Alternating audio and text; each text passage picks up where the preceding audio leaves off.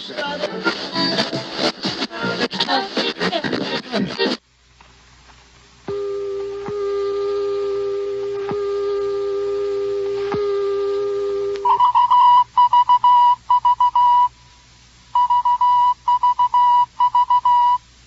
is Robert St. John in the NBC newsroom in New York. Ladies and gentlemen, we may be approaching a fateful hour. All night long, bulletins have been pouring in from Berlin claiming that D-Day is here, claiming that the invasion of Western Europe has begun. Let me read you several of the latest bulletins. One says that a report, unconfirmed by Allied sources, of course, says that heavy fighting is taking place between the Germans and invasion forces on the Normandy Peninsula, about 31 miles southwest of Le Havre. Another bulletin, also from Berlin radio and unconfirmed, says the British-American landing operations against the western coast of Europe from the sea and from the air are stretching over the entire area between Cherbourg and Le Havre, a distance of about 60 miles. I repeat, there is no confirmation. And here's another bulletin. Hey, everybody. Welcome to another exciting edition of The History Freak. You guys may remember me from before. I'm Jerry. I do IT consulting for Jason and for The History Freak. And today we have some really interesting content today around the Army and leadership. And we have a special guest, Julian. And of course, we have The History Freak. No edition would be complete without The History Freak, Jason. So without further ado, I'll kick it off to you, Jason. Well, thank you very much, Jerry, and for all you do for this program. You know, I am The History Freak, and we merge history with collecting, and we're very pleased to address a very, very important subject, the Second World War.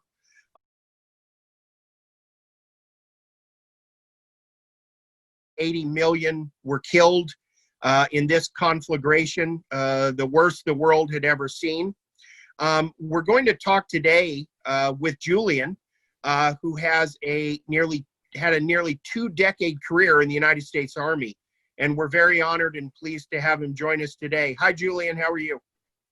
Hey there, Jason. Glad to be with you today. Thanks for having me. Well, thank you very much. We appreciate all of your service, and we're excited to have you. As you know, Jerry was my naval go-to person, and I appreciate you being my Army go-to person. So very well. Sure. So as you know, this is going to focus on the Second World War, and I'd like your thoughts in general on various leadership styles. I'm going to be showcasing some historical manuscripts, documents, and autographs of some generals from the European theater in the Second World War, American. The first one is General Omar Bradley, Operation Torch, the invasion of North Africa, commanded the Second Corps in the Allied invasion of Sicily and the First U.S. Army at D-Day in Normandy, and later he headed the VA. His style was known as being by the book. Can you share a little insight on those leaders that tend to go by the book and the pros and cons? Yeah, absolutely. No, I'd be happy to talk about that. I think officer leadership is something that's very difficult. I was a non-commissioned officer for my entire career, and worked in special operations for most of that. And some leaders benefit from taking a kind of systematic approach to decisions because the decisions that they're making are happening at such great scale. So I think if you keep in mind that, at the time, when General Bradley left, I think he was the last 5-star general. So I think he was commanding in excess of 1 million soldiers at the height of his time in command. And so I think that he might have felt compelled to look at things at that kind of systematic by the book way, because he knew that if he departed from that, there could be unnecessary loss of life. He wanted to make data-driven decisions. And if you contrast that with some of the more, kind of on-the-fly leadership styles, there might be opportunities to capitalize. And so you might miss out on a little something there when you don't push. But there is something to be said for that very steady approach, particularly when you get up to those super senior levels, because so much of what they're doing affects so many different, people down the line. Absolutely. I think that's great, great insight into a general like that. The next one I'd bring up is General Mark W. Clark. He was, I believe, the youngest four-star general in the Second World War, commanded the 5th Army and the 15th Army Group in the Italian campaign, led the capture of Rome in 1944. There was some controversy about him, as it said that he let the German 10th Army slip away on the drive to Rome. He was known as a very technical leader and very competent, but also cautious. Can you sort of share a few thoughts on those types of leaders? Yeah, sure. I mean, I think, over the course of my career, I encountered a number of different types of leadership styles.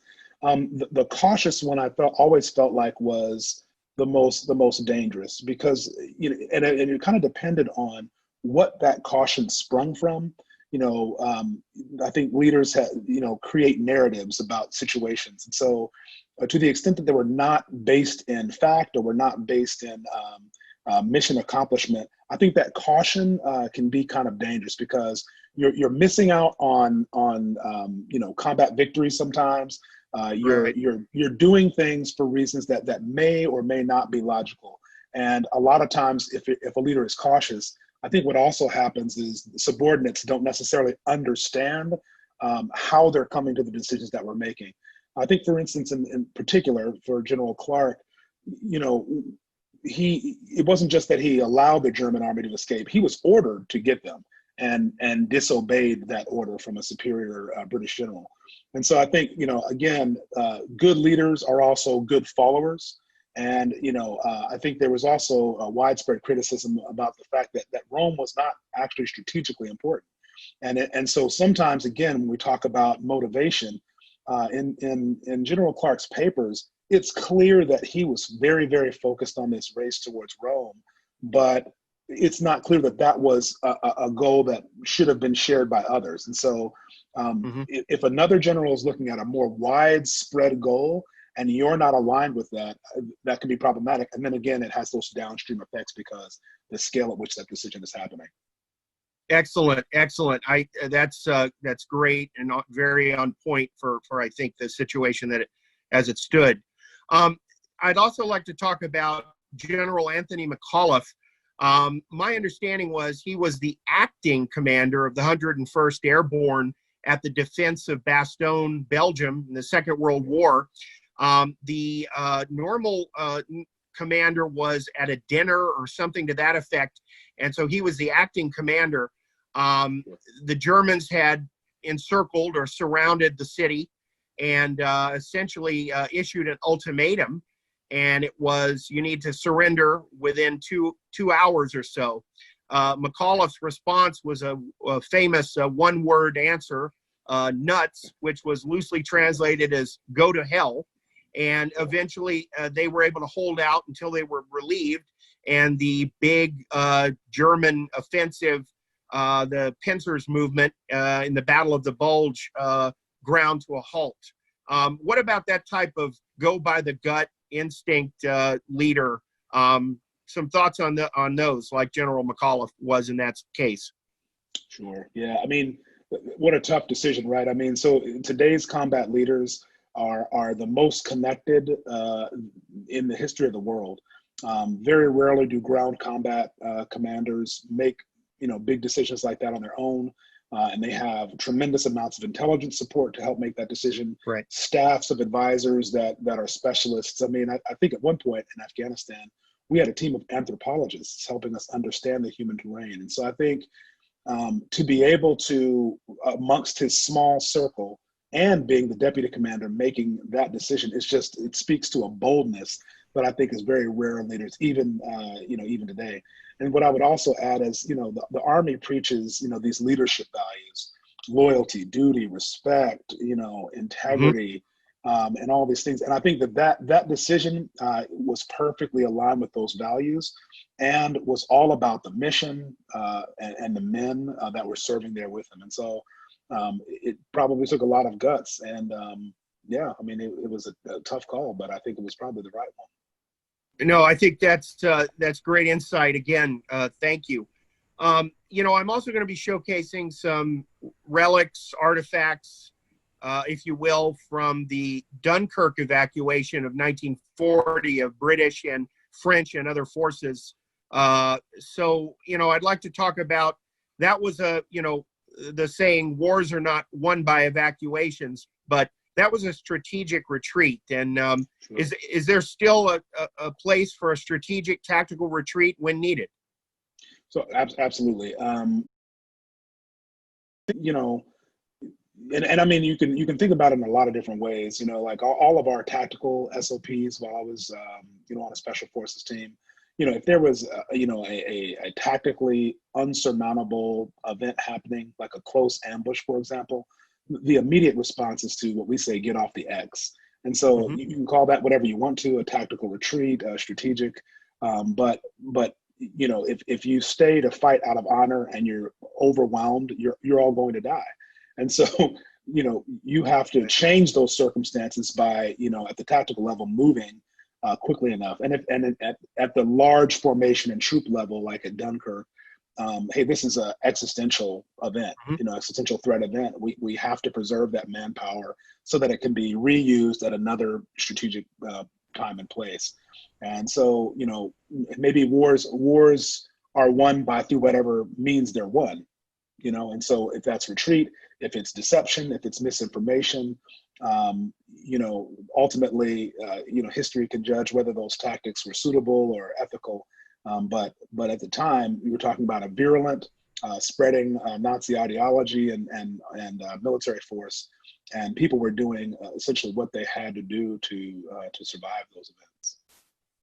Very well put. And I think that lends some good context around, you know, some of the collecting artifacts and items that we'll showcase. Any thoughts in like one sentence on how to be mentally tough for surviving those long-term deployments?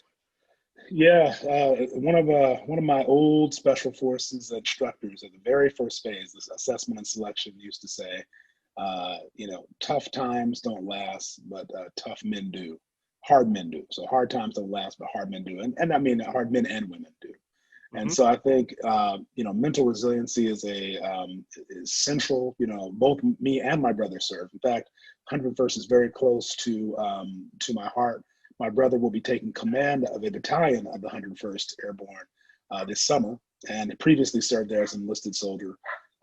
Great unit, historical unit. And I think when we talk about mental resiliency, it's the first level. You know, the level 1 soldier is somebody who's physically fit, a leader, and somebody that's mentally resilient and can handle the uncertainty of you know, combat deployments and the corrosive environment that they are. And so I would say, you know, be that hard person, develop strategies. They are broad, probably too much to cover here. But start there. Don't worry so much about the knife or the weapon that you have. If your mind is right, you're more likely to survive. Very apropos answer and very spot on. Jerry, I'll turn it back over to you to sort of close us out here and impart something or. Yeah, that was really interesting again, Jason, and thanks for letting me be a part of this. You know, some really serious stuff there. I've recently actually been watching the Ken Burns documentary on Vietnam, and you know, there's a lot of talk about when you guys were talking about, you know, strategic retreats and so on and so forth.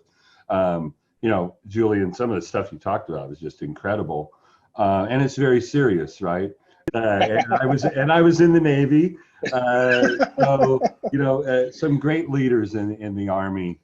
You know, it sounds like they made a really big impact. But you know, I'm a huge football fan. When it comes to Army versus Navy, you know, I think we're a little ahead there with leadership. But anyway, it was great to hear.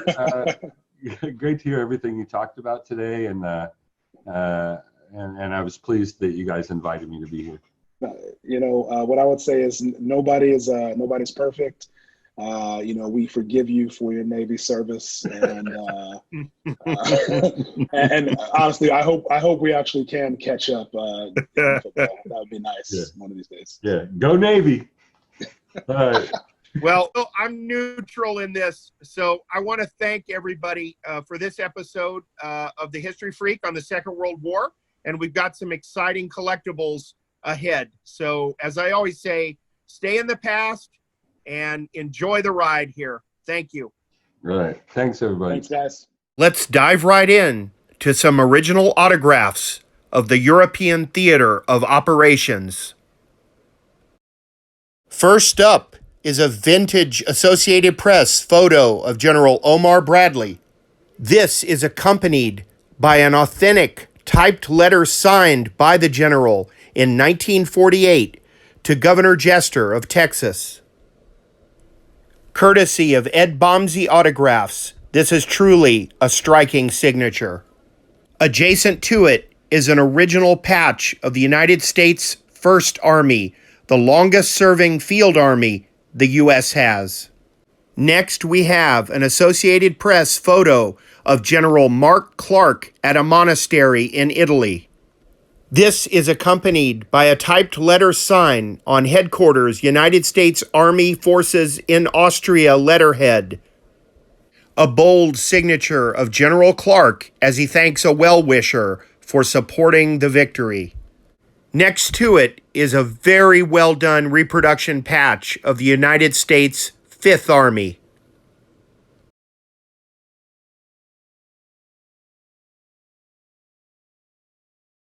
Next, we have another AP photo of Lieutenant General John C.H. Lee, commander of the Mediterranean Theater of Operations, along with a clipped signature affixed originally to a typed letter. This is adjacent to an original patch from the United States Supply Corps in World War II. Next, we have another wonderful clipped signature of General Courtney Hicks Hodges, circa 1948, accompanying a vintage photograph of the general. Adjacent to his photo is a reproduction patch of the United States Third Army.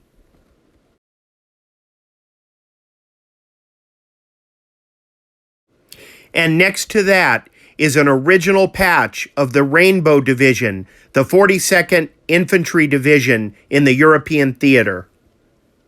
Next to it, a signed envelope of the 42nd Infantry Division's commander, Major General Harry J. Collins of the European theater.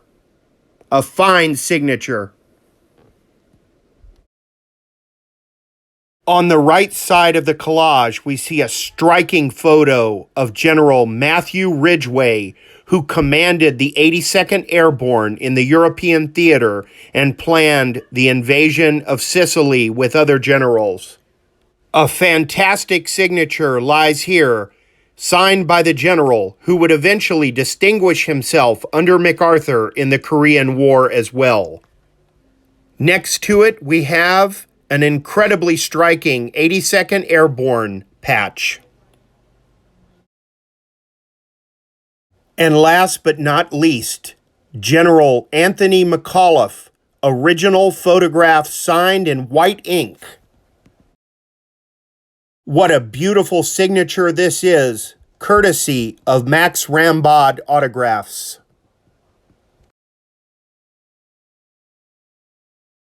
It is posed next to a reproduction patch of the Screaming Eagles, the 101st Airborne Division.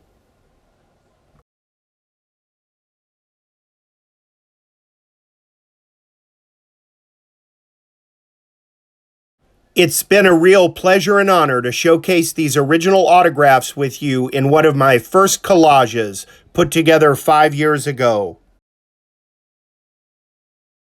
This is only part one of several in a series on the Second World War.